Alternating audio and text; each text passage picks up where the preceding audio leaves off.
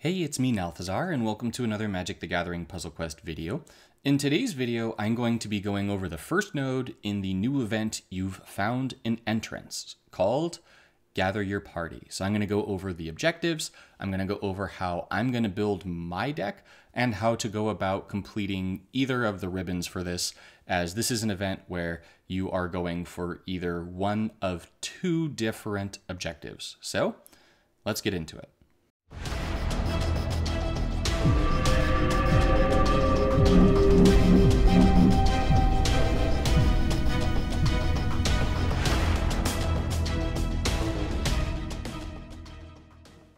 To kick things off, I did announce that in my Mordenkainen video, I was going to have my first giveaway.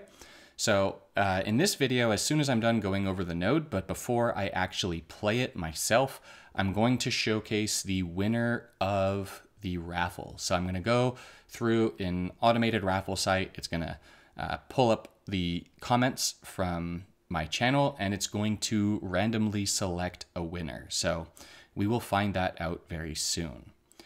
Now, this first node in You Found an Entrance is called Gather Your Party. And so you are going to be going for one of two directions here. The first of those directions is going to be to complete the role player objective, where you roll 6 or more dice during a single fight. The second one is no gambling, which is going to have you roll 6 or less dice during a single fight. Now, this one is mildly confusing to me because role player is roll 6 or more and no gambling is roll 6 or less. So what happens if you get exactly 6? Do you actually get both ribbons or do you just get one ribbon? I'm interested to see that. This video should be able to tell us which one that is going to be. Now, as for how to build for this, how am I going to build for it? All of that kind of good stuff. So first things first, we actually have some planeswalkers that enable us to roll a d20. Not all of them are currently available to us at the time of my recording the video, but there's the new mono red planeswalker from Adventures in the Forgotten Realms. And then there's also the planeswalker that I showcased in my last video, Mordenkainen. Now, I'm personally going to be using Mordenkainen for this node. You'll see that all three of Mordenkainen's abilities are going to roll a d20. The third ability is what's going to do it here. The token, right, is going to do it here for Mordenkainen. But the reason that I'm going to go for Mordenkainen is because if we take a look at the cards in the set that enable us to roll a d20, there really aren't, you know, we got a decent number, but there really aren't too many outside of blue and red. So blue or red are going to be your best options for rolling a d20. And in general, the red cards are a little bit stronger. And since our opponent is only level 20, you'll find that you may wind up killing your opponent a little bit too quickly if you're going red, because you need to roll 6 or more if you want to achieve that part of the objective. If you don't want to achieve the 6 or more, just build a deck that's going to kill your opponent, and that'll be easy peasy lemon squeezy, and you'll be done with it. So how am I going to go ahead and build for this? Well, first up, I'm going to load the profile. I'm going to load the event. I'm going to hop on over to You Found an Entrance.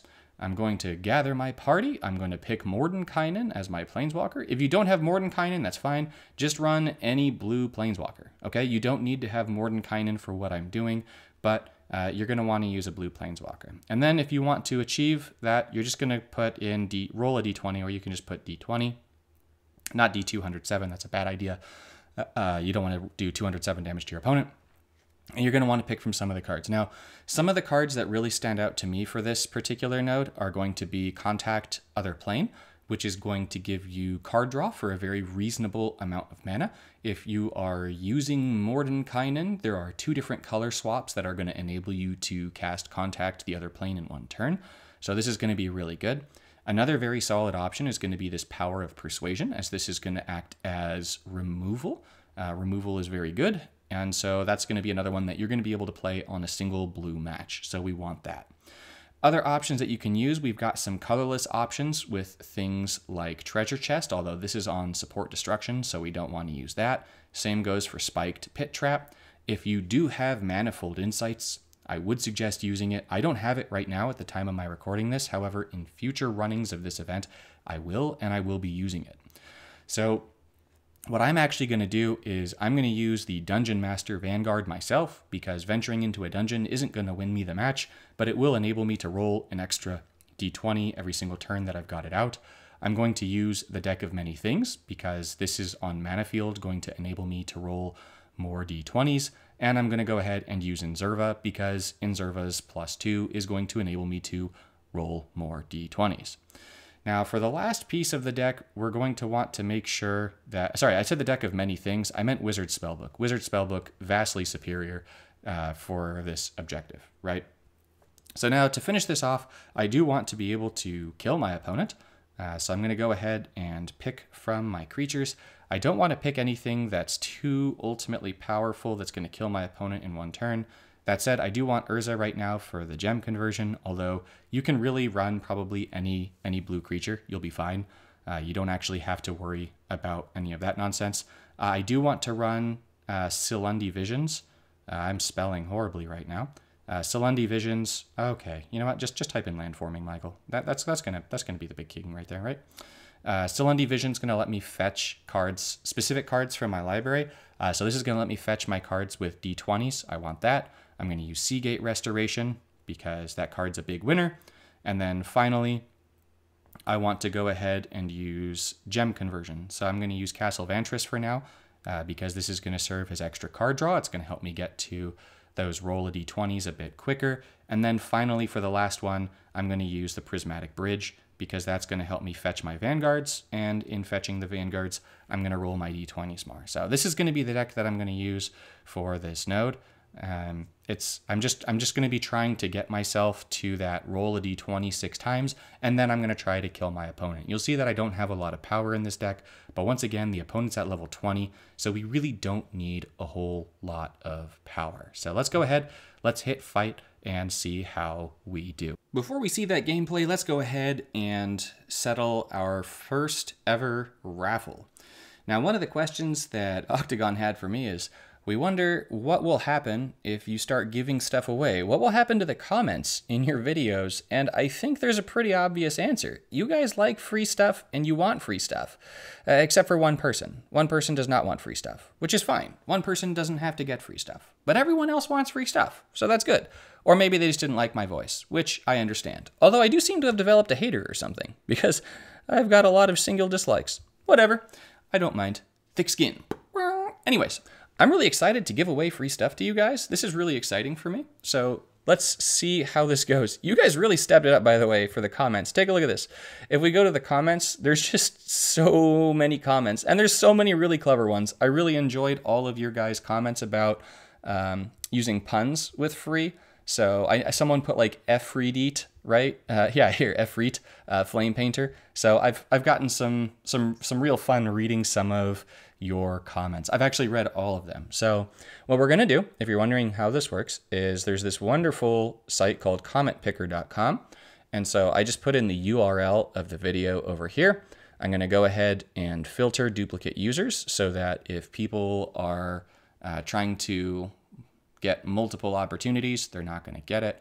I'm also gonna go ahead and filter comments based on specific text, which is free.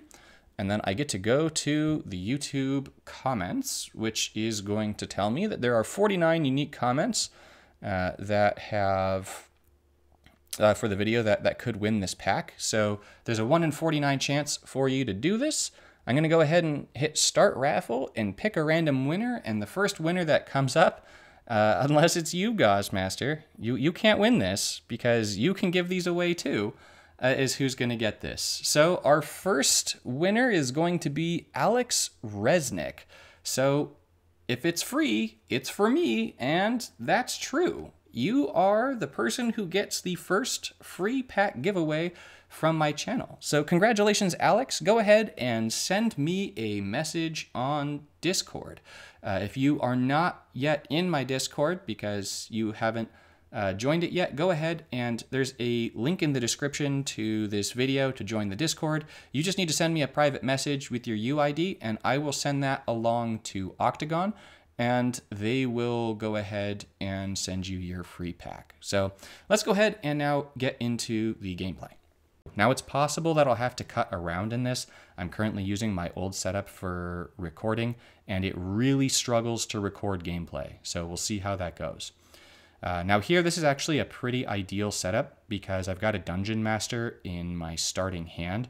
And the Dungeon Master in my starting hand is ideal because the 0 ability is going to roll a d20. So as long as I can get that guy down, I'm going to be able to roll a whole bunch of d20s. So here I'm just looking through the gem matches, seeing if there's anything that's a little bit more ideal. I would actually like to get Loyalty because my first ability is going to be pretty good for rolling d20s. My opponent is going to start with this. Okay, that's not a big problem. We can deal with that. That's no big deal. So we're going to go ahead. We're going to use Mordenkainen's first ability here. I'm going to go ahead and say I don't actually need the Prismatic Bridge anymore. So if I roll well, that's great. If I don't, it's not a big deal. I do actually roll well there, which is nice. So I'm going to go ahead. I'm going to get my Dungeon Master down this turn. I'm looking to see if there's anything else that's good. Actually, Mordenkainen doesn't shift the board around with roll a d20. Okay, it still counts. Good. I just wanted to make sure that it counted, even though it doesn't actually move things around. I've got a double match here again, so I'm actually going to go for the double match, this red, just in case I get a bigger cascade. That's going to get me my Dungeon Master, which is nice. I've got a 5 match here, which is absolutely beautiful. I don't need the Seagate Restoration. And so let's go ahead, draw more. This time, since I drew a Vantress, let's roll a 50-50 on the Vantress. Perfect, we get full mana. So I can throw away that one. And then this is going to let me roll another d20. Do I want to discard the last card in my hand? I just won the d20. The last card in my hand is a Vantress, so sure. Ooh, okay, Wizard Spellbook, nice. And then, all right, so where are we at here? Should we be at 3? Okay, we're at 3. So since we're at 3, we can actually go ahead and probably play the Prismatic Bridge, be pretty safe in doing so. We're at 4. I'm going to go ahead and take the Philanderer because that dungeon actually completes fairly quickly. I like the idea of completing my dungeons quickly. And then I'm going to go ahead and play the Prismatic Bridge. The Prismatic Bridge is going to help me get out more d20s, and it's going to help me win the match. So this next turn, I'm automatically going to be at 6. So I'm looking pretty good here. I know that I'm automatically at 6 because I can go ahead, use the 0 there. I'm going to take the Goblin Lair just to get the Goblin token down. No, you don't want to give me the Goblin token? We're cool. Okay. No hating there. And then I think I just need to use Mordenkainen's first ability. Yep, there it is. So we're going to use the first ability. And then I get to pick which one. So here I don't actually even need Inzerva. So let's see. Okay, wow, I'm winning the 50-50 a lot. I like that.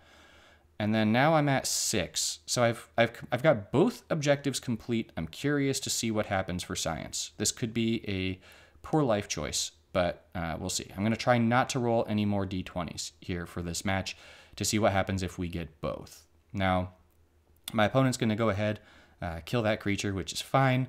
I'm going to get my first Urza, which is perfect. I'm going to try and get my second Urza here in just a moment.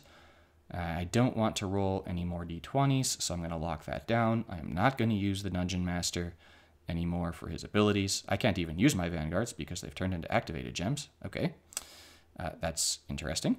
And all right, I get the Power of Persuasion, but that's fine. I actually didn't make a landforming match there, so that was on the foolish side. But I'm getting more Urzas, so I know that I'm going to win this match pretty soon. I'm going to play another Urza here. I could play Inzerva, but there's really no point in me playing it. So I'm going to go ahead. I'm going to take the horizontal match just so I've got a little bit more blue gem conversion. Sure, the only card I want is Urza right now, so why not? That means I kill my opponent in 2 turns, which is good. I'm going to take another Selendi Vision here. I'm going to play the Inzerva. Urza's going to hit my opponent. My opponent's going to roll a d20, which is fine. They're going to get a rogue thingy-majig, which is fine. I'm going to draw a ton of cards, which is... I've said the word fine enough, so I think I'll stop there. And then let's go ahead, lock down the hand, take the win, and see what happens if we achieve both objectives. So, does this just get us straight to the last level? You have won. All right. Now the Tsar's Mordenkainen wins that first one of rolling the d6s. We're ending the encounter. We're going to get our 5. We're going to get our 3. We're going to get our 3. Cool. So we actually get all of the ribbons there, which is really nice. We get 100 experience. We hit continue, and we're going to see how we can progress through the dungeon. So what unlocks next here? We've got find your hirer in a crowd, and that is going to be the next video. How are we going to get the objectives for that? Once again, congratulations to the winner of the raffle. If you want, reminder, just go ahead and send me a message on Discord. I will need your UID, which I will then send to Octagon, and they will send you your blue pack.